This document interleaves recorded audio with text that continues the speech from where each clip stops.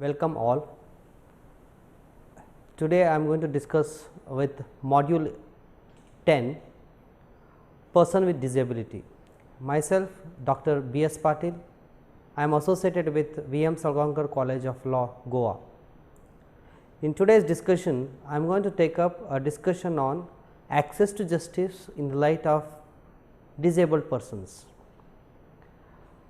In this discourse, I am going to take up a discussion on the understanding of concept of disability, the theories which are going around explaining what is disability, the process of rehabilitating these disabled persons, and then finally, I will move on to few of important legislations which provide access to justice to these disabled persons. The expected outcome of these proceedings would be to understand the disability from the access to justice point of view.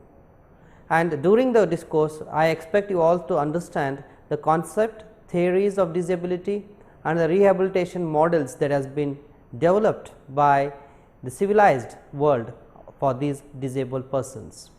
And also I expect you all to learn that the statutory provisions that has been created, established and implemented for the sake of protecting persons with disability. So, to begin with, the discussion would be on the disability and its relation to the civilization. How a disability can be related to a civilization? This reason is simple. A disabled person or a disability as a whole is a challenge to the society. We who claim to be a civilized world, we are under the duty to establish a society which can treat each and every person equally and with dignity. Now, this challenge to treat each and everybody with dignity, whether we have accepted the challenge, whether the challenge has been accomplished, this is what establishes the civilization level. So, therefore, disability is basically like a disease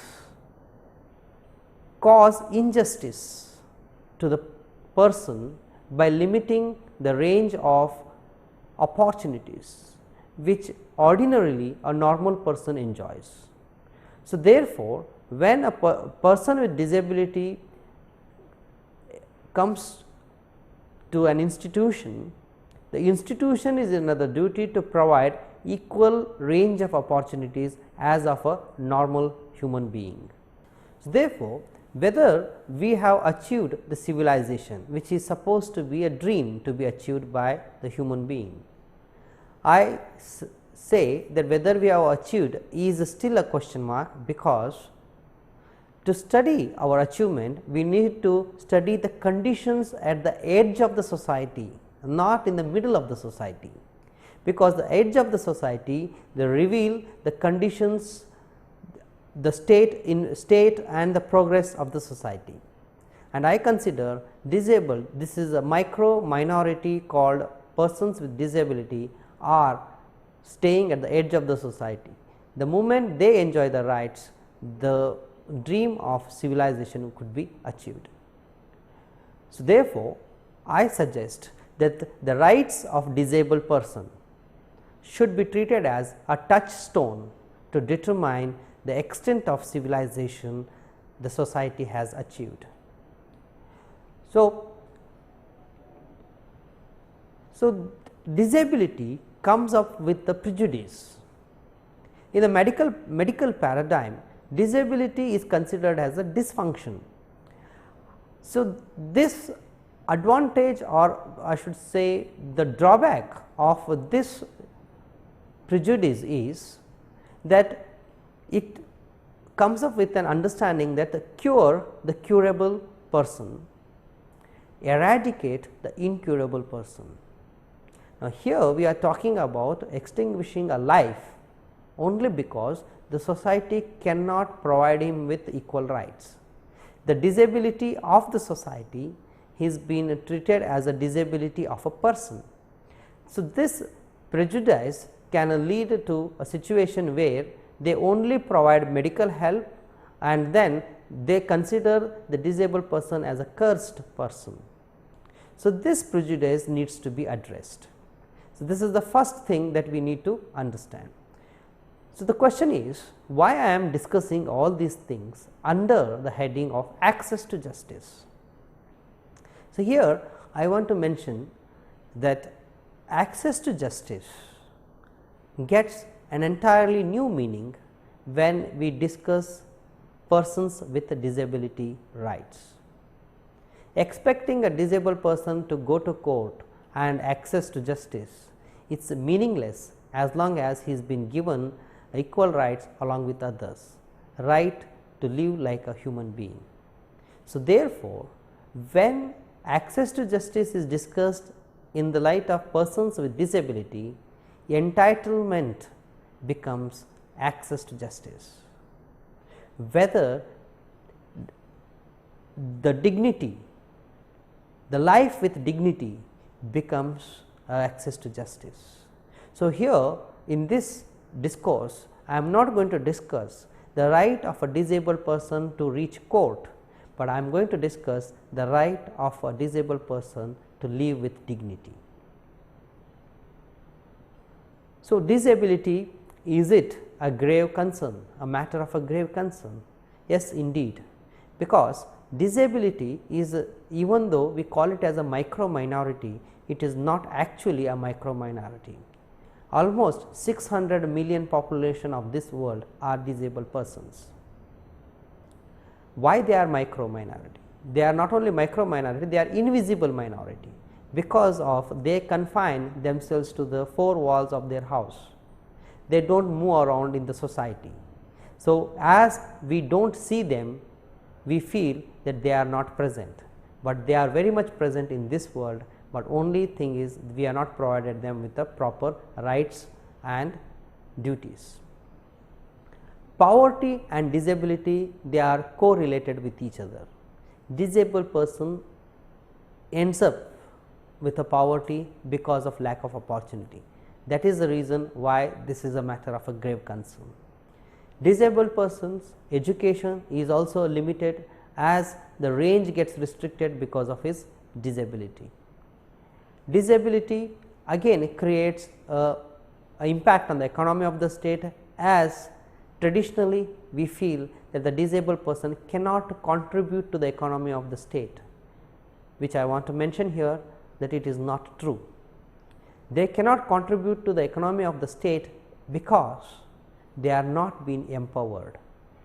If a person with disability are empowered, they are as good as any other human being. So, 2001 census also revealed that there is a large portion of people who suffer under disability. Now, disability, poverty, they are correlated. Now, this poverty and disability is a vicious cycle, and which is explained on this slide, where disabled person suffers from poverty and the poverty leads to ill health, malnutrition, and further this ill health, malnutrition leads to disability. The inner smaller cycle suggests that a disabled person is denied of his political and economic, social, human development because of limited range of opportunities. His social, economical, human development index would be at the lowest.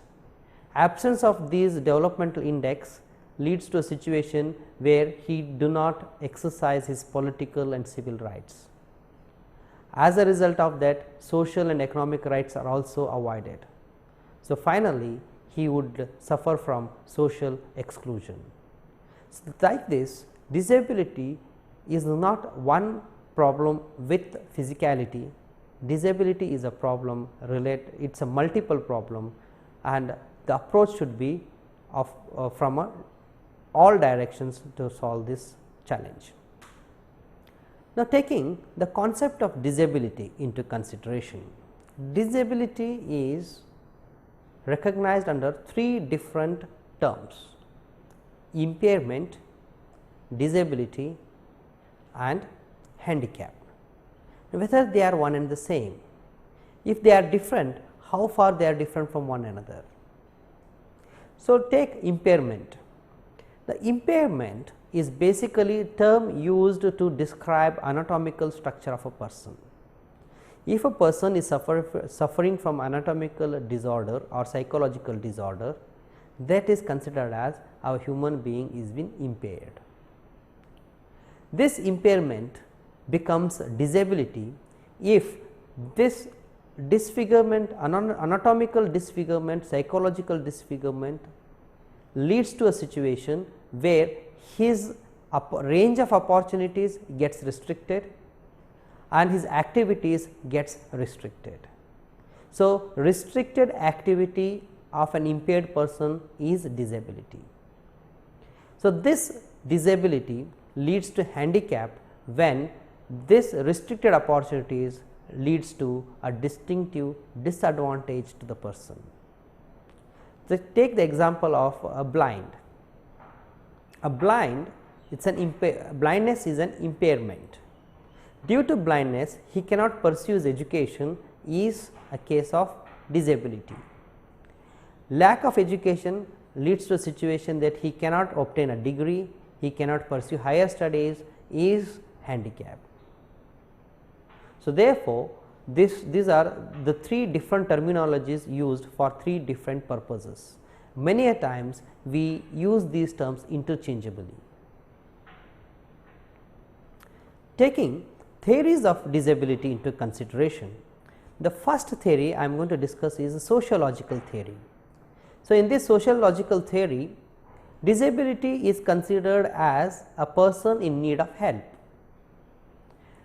but it is not as simple as that, because in a sociological theory there are various other people in need of help. So, when you look at the people in need of help, person with disability stands last in the line. So, stable and developed countries consider disability rights as the rights to be protected, but whereas underdeveloped countries take an excuse that there are many other things to do rather than supporting a person with disability. Same with the developing countries. So, therefore, in sociological theory, each society looks at the disability from a different paradigm, and this difference is maybe on economic status or maybe a religious basis or even maybe a cultural basis.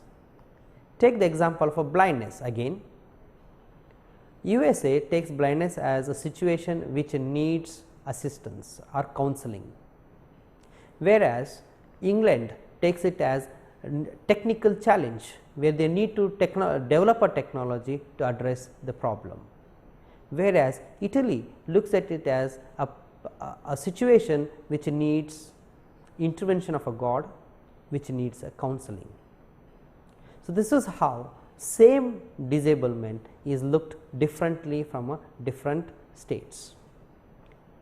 Positivist theory. This positivist theory speaks about cures. So, if a person is suffering from any kind of disability, he should have clinical intervention, medical intervention and try to cure the disability.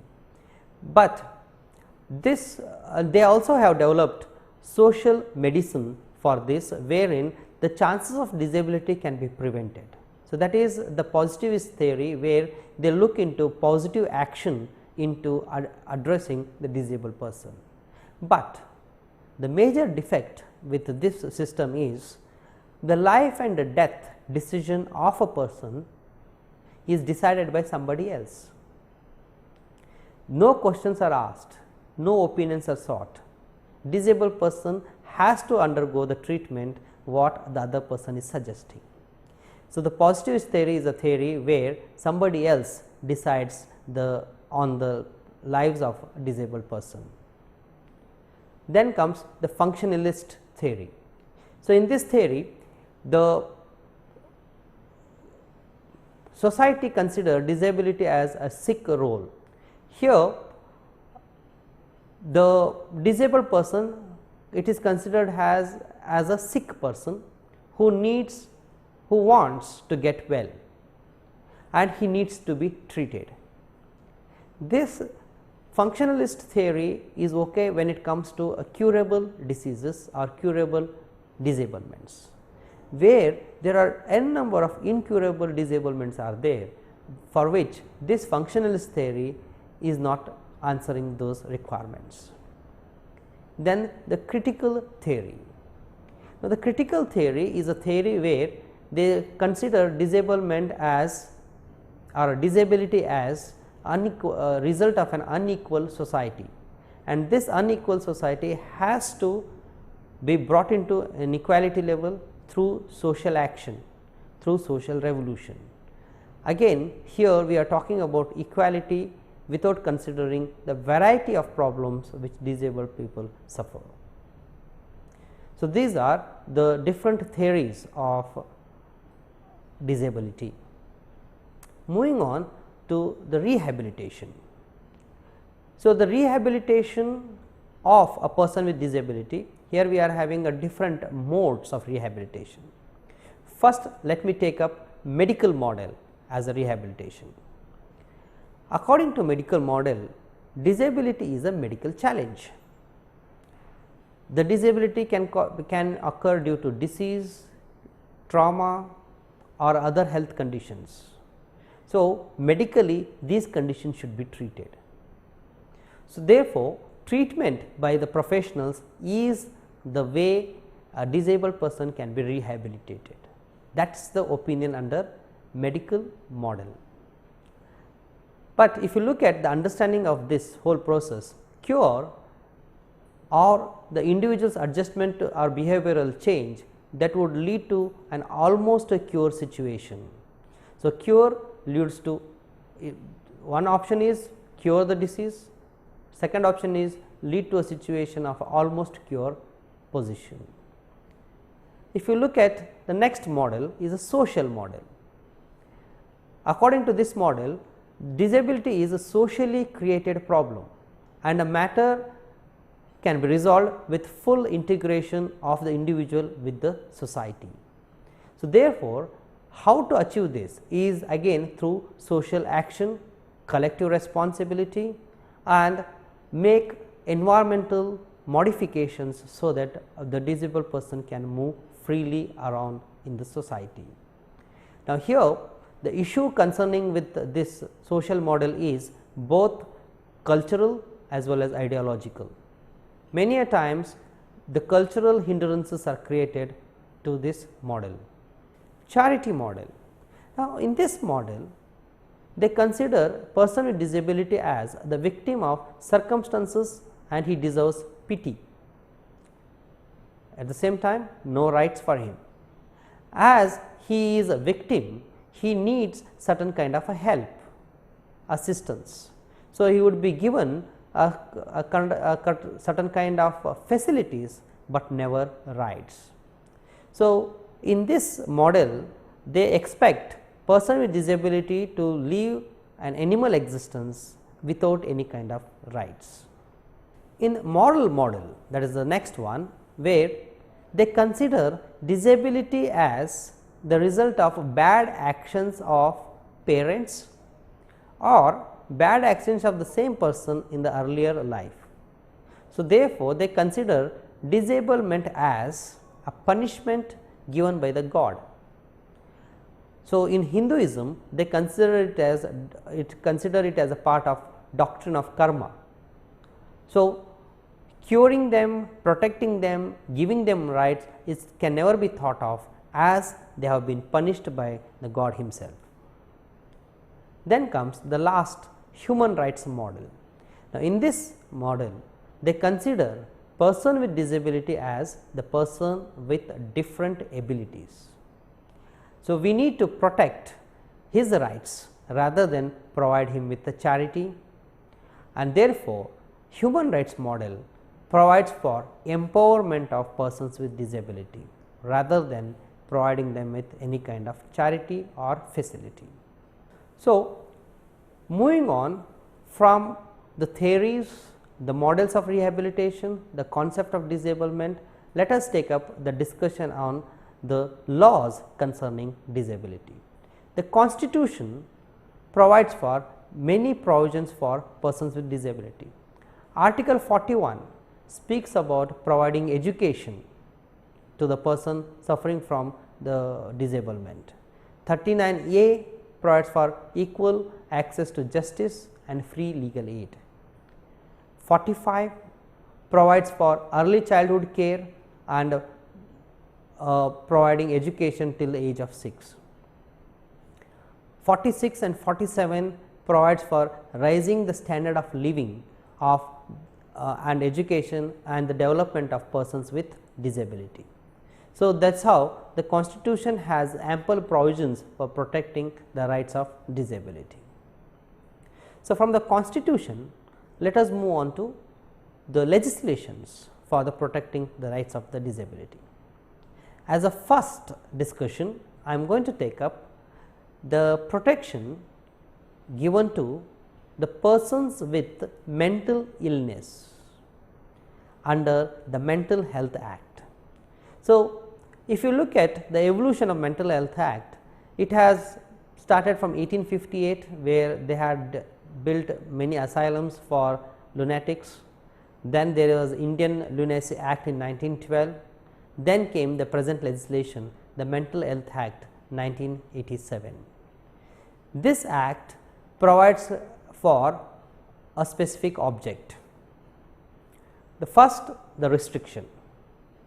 The Mental Health Act is restricted only for a persons with mental illness. Then the object of the act, it provides for establishment of psychiatric hospitals and nursing homes for the treatment of persons with mental illness. Then, in addition to establishment of the hospitals, it also provides protection to the properties of persons with mental illness. So, when we talk about mental illness, the person cannot take care of himself or his own property. So, there is a need for higher level of protection to the property belonging to the person with mental illness. So, how does this act provides protection? So, section 50 empowers the district court to intervene with the management of the property, management and also take care of the property. District court can be intimated or can be called to intervene not only by a person with mental illness, but can be by any relatives, next friend, curators, advocate generals. So, there are series of people who can intervene into the functioning or maintenance of the property belonging to the mentally ill person. So, once the district court is intimated about the property and there is no proper care of the property that is going on, then the notice is issued to all the stakeholders and the hearing is conducted. The hearing is conducted with two objectives, that is whether the person is suffering from mental illness, if yes, whether he can take care of himself or he cannot take care of himself. So, once these questions are answered in affirmative, then the court will go ahead and appoint a person to take care of the property. The appointment is of two different kinds of persons. The court appoints a caretaker. If a caretaker is appointed to take care of a person, of the mentally ill person, then he is termed as guardian, but if he is appointed to take care of the property belonging to the mentally ill person, then he would be considered as manager. So, after appointing the manager or the guardian, the court enjoys the series of powers to take care of such property. So, after appointment, the court will be conducting the supervision of the functioning of the guardian as well as the manager. If court finds him not functioning properly, then he can be removed, maybe on the application of the parties or maybe suo motu on its own. If the mentally ill person is indigent, then at the cost of the state, the district court can admit him to any psychiatric hospital. If he has a property, then the court can ask the proceeds of the property, that is the income of the property, to be spent on the treatment of this mentally ill person. So, this is the brief discussion as to the entitlement of persons with mental illness. Moving on to the next discussion, that is the Persons with Disabilities Act. Now, this act was enacted to fulfill the international obligation on the India, that is India had signed proclamation on full participation and equality of the people with disabilities in the Asian and Pacific region. After signing this convention, they were in need to pass the legislation. As a result of that, we have come up with Persons with Disabilities Act. The act has an objective to ensure full participation and equality to the persons with disability, and to ensure that they have also established a series of authorities with a series of powers. The highest authority under the act is Central Coordination Committee. This committee is a national focal point, and this CCC would help in developing comprehensive policy and evolution of comprehensive policy for persons with disability. They work as a bridge between the department of the state and NGOs, and they keep advising the central government in coming up with new projects for persons with disability. They take up individual cause of persons with disability and fight a case in the court of law, or it can also make a recommendation to the department. Further, the Central Coordination Committee work with international organizations also, and the projects of the international organizations in India would be reviewed by the Central Coordination Committee, and also they take steps to ensure barrier free environment and monitor and evaluate impact of the policy on the society. So, like this they have been made to work on various aspects. Similar to this Central Coordination Committee, there is a State Coordination Committee which has got similar functions, but with a geographical restrictions. So, therefore, what we have as an authority under PWD Act are the central government has Central Coordination Committee assisted by Central Executive Committee, whereas state government has State Coordination Committee assisted by State Executive Committee. So, what is this executive committees does? They again function to bring in the policies of the Central Coordination Committee into action. So, basically the Central Executive Committee is a foot soldier of Central Coordination Committee. So, similarly there is a State Executive Committee which function under State Coordination Committee. So, moving on to the next entitlement process, that is the Rehabilitation Council of India. This act was passed in the year 1992, and this act was created with the object of establishing Rehabilitation Council. This Rehabilitation Council is a professional body. This body indulges itself into training the trainers who are going to in turn empower the persons with a disability. This Rehabilitation Council indulges in various different kinds of trainings which can improve the economic condition of a person with disability.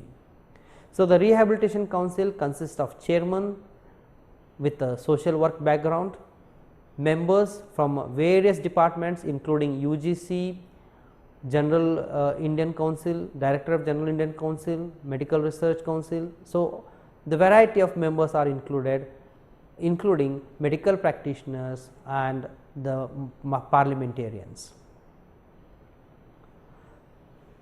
So, moving on from Rehabilitation Council of India to a bill which is still under the pipeline, that is Rights of Persons with Disabilities, Draft Bill 2012. So, this is yet to be enacted, and this is one bill which provides access to justice in its traditional sense. This bill ensures access to the court.